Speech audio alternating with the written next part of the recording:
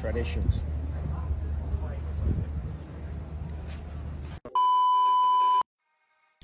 Ada beberapa pembalap musim ini yang saat ini masih mencari lowongan kerja atau seat F1 buat musim depan atau bisa aja musim ini sebenarnya. Salah satu pembalap itu ialah Valtteri Bottas, sang pemenang 10 kali balapan itu saat ini menjalani tugasnya sebagai reserve driver Mercedes, tapi tidak berencana untuk lama-lama atau menghabiskan sisa karirnya di F1 di situ. Pastinya dia mencari peluang untuk comeback ke F1 di 2026 atau mungkin bisa aja musim ini ya. Dan hari ini gue mau bahas potensi comeback Valtteri Bottas ke F1.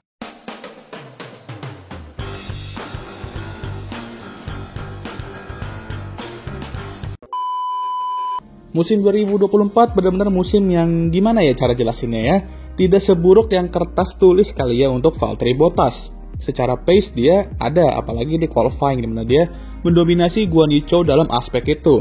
Tapi ada aja kejadian-kejadian di race yang buat dia nggak dapat poin, sementara Zhou tuh dapat 4 poin ya. Yang dimana Valtteri bisa saja melihat musim ini dan be like, hidup ini nggak adil. Dan ya gue rasa 2024 bukan musim yang kita bisa bilang, oh iya udah kecuci nih Valtteri Bottas ya kan, udah nggak sebagus dulu. Oh enggak, menurut gue dia masih sangat layak di F1, cuman ya apa saja situasinya kemarin ditambah satu-satunya pembalap full time yang nggak cetak poin di musim itu juga nggak ngebantu situasinya, padahal sebenarnya dia nggak seburuk itu juga. Nah sekarang dia berencana untuk buktikan bahwa dia itu masih sangat layak di F1, dan salah satu caranya ya comeback ke F1 tentunya, mencari lowongan seat F1, dan menurut gue ada 3 hal yang bisa menjadi potensi untuk dia comeback ke F1. Yang pertama gue jelasin yang lagi hangat-hangat dulu aja ya kan, karena yang hangat-hangat harusnya pertama biar nggak dingin. Ya, ada rumor soal dia comeback ke F1 bersama Alpine di musim ini jika Franco Colapinto masih demen banget cium tembok dan menghangatkan telur poin itu. Jadi jika Franco terus underperforming sampai setidaknya Hungarian Grand Prix nanti, kan ada summer break leg 2 tuh ya, dan ada potensi Alpine ingin meminjam Valtteri Bottas dari Mercedes untuk seat kedua Alpine itu. Karena Flavio sepertinya sudah muak memberikan pembalap muda atau rookie kesempatan karena ditabrak terus mobilnya dan ada performing juga.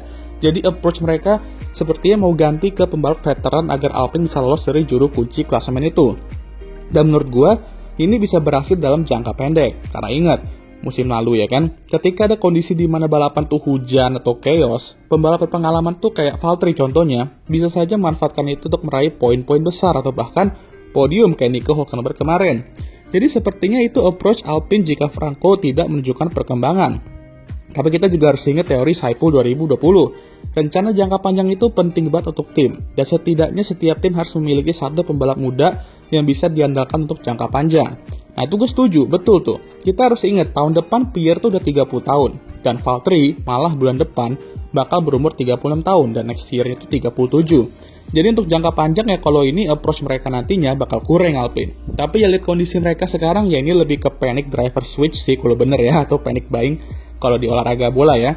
Mereka tuh nggak mau finish juru kunci karena selain itu udah bikin malu, value tim ini juga bisa drop karena kita juga perlu ingat bahwa Alpine kan emang ada rencana untuk ngejual tim ini dengan value yang tinggi.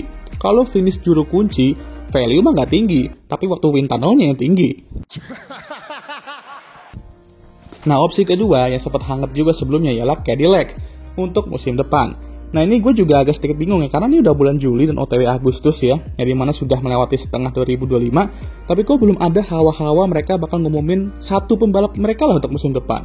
Apa nunggu Austin to Las Vegas dulu kali ya? Biar langsung keren tuh jeblek umumin 2 pembalap mereka dengan cara way, ya siapa tahu, atau kalau misal Checo diumumin dia di Meksiko ya kan bisa juga. Tapi untuk Valtteri, beberapa minggu yang lalu, dia tuh sempat buat video gitu kan, dimana dia sama mobil Cadillac, dan sedikit memberikan kita sneak peek kemungkinan ya kalau itu target dia untuk 2026. Dia puji-puji mobilnya, oh iya keren mobilnya, dan merasa bener aja naikinnya, caelah obvious sekali banget. Tapi untuk Cadillac, prospeknya bagus, karena ini tim baru dan bisa jadi fresh untuk Valtteri. Apalagi brand besar dari Amerika juga ini. Cuman yang negatif dan kekhawatiran ialah nggak bisa diprediksi ini tim, nanti bakal kayak gimana. Karena bakal debut musim depan. Tapi kalau Valtteri mau mengambil resiko dan tantangan itu, ya bisa aja kan situasi dia sekarang tuh, yang penting dapat seat dulu aja, dan dia bisa menunjukkan potensialnya kembali. Tapi kalau misalnya Cadillac 11-12 kayak Sauber 2024 ya sama aja bohong atau bang? Ya juga sih. Tapi ya itu kan baru asumsi, malah bisa jadi nanti mereka jadi tim papan tengah solid ya kan, gak ada yang tahu. Asiknya regulasi baru itu ya kayak gitu. Kita nggak bisa prediksi mana yang bakal bagus dan mana yang bakal jelek, dan mana yang daya tahan atau reliability-nya bagus dan mana yang jelek. Semua baru akan kelihatan nanti saat balapan pertama F1 2026. Dan opsi ketiga yang terakhir, dan ini menurut gue yang bakal liar banget kalau kejadian, saking liarnya gue pun gak bakal prediksi ini bakal terjadi ya, itu jika Kimi Antonelli kurang memuaskan Toto Wolff, bisa aja Valtteri Bottas dinaikin ke seat itu, dan Kimi justru yang di-drop ke Alpine. Ya, percaya nggak percaya, itu ada rumornya kemarin gue baca. Ya menurut gue ini nggak masuk akal sih, karena apalagi dengan rumor Max ke Mercedes, tapi ya never say never di F1 ya. Bisa aja Mercedes mencoba line up Max dan Valtteri kalau Toto Wolff tuh memutuskan untuk lebih mabuk dibandingkan dia pas mabuk di Abu Dhabi kemarin ya di 2021. Dan Valtteri Bottas lagi-lagi menjadi wingman atau lebih parahnya lagi kena kutukan Red Bull second seat itu di Mercedes. Entahlah ya. Tapi baik lagi ini menurut gue kurang sih, karena Mercedes itu kan emang udah saatnya fokus sama pembalap muda dan pembalap bintang. Apalagi mereka berpotensi untuk memiliki mesin terbaik di 2026 nanti, jadi title challenger. Pembalap kayak Valtteri itu menurut gue lebih cocok digunakan untuk tim papan tengah yang lagi struggling atau baru. Oh, jadi menurut lo Valtteri Bottas tuh harus kayak Sonny Hayes bang? Ya semacam itu, cuman ya belum setua itu juga kali Valtteri boy. Tapi ya kurang lebih gitu maksud gue. Kartono 2019 mencetuskan bahwa setiap tim papan tengah membutuhkan lineup pembalap muda yang lapar dan gacor disertai pembalap veteran yang bijak dan mampu membantu tim dalam development. Apalagi, Valtteri sendiri pengalamannya udah kaya banget lah dan menjadi bagian dari tim dominan juga yaitu Mercedes. Jadi apa yang harus Valtteri lakukan untuk comeback ke F1, dan dari seluruh opsi itu mana yang bisa dia pilih untuk mewujudkan targetnya?